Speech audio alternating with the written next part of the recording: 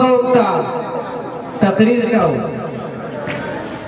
او موسی علیه السلام د خپل قوم ته وایي چې یو انسان د الله پاک نافرماني کوي، یو انسان ګناه کوي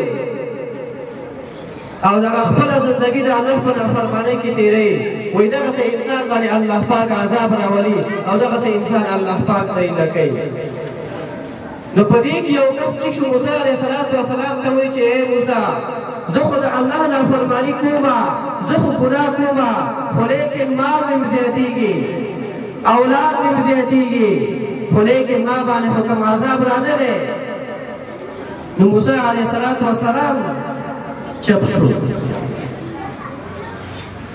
کله چې موسی علیه السلام ته الله پاک راز او نیاز ته ځي، د الله پاک نه پوښتنه کوي وایي یا الله هغه پلانکي بنده خو ماته داسې خبره وکړه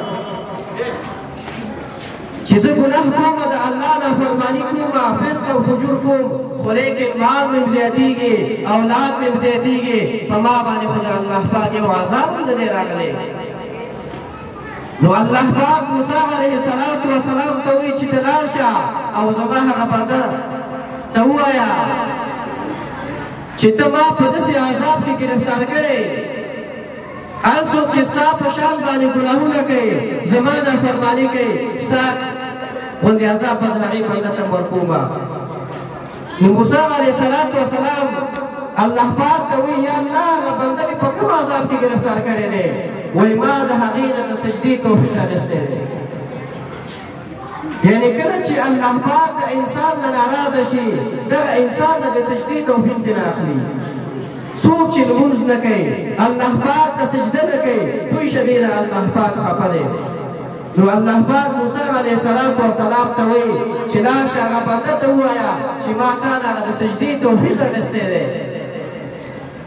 نو که چېرته وایي یو څوک دا وایي چې ما نه به الله پاک خوشحاله وکړه، ما نه به ناراضه وي، وایي که چېرته دې 5 وخته لمونځ په سمه طریقه باندې کولو، رب کائنات ته سجدې کولې، الله پاک دې مغفرت او بخښنه وکړله، خو الله پاک ته خوښي، خو لیکن که لمونځ دې نه کوو یا دې یو وخت او 2 وخته دې نه کوو، دغه د سجدې توفیق درنه الله پاک اخیستی و، نو پوه شه چې دا نه الله پاک خفه او ناراضه دی. نو موږ او تاسو باید الله پاک ته زیاتې سجدې وکړو او 5 وخته لمونځ دا په پابندۍ سره وکړو.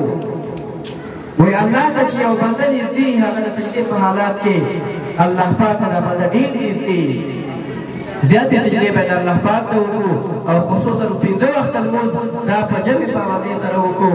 واخر دعوانا ان الحمد لله رب العالمین.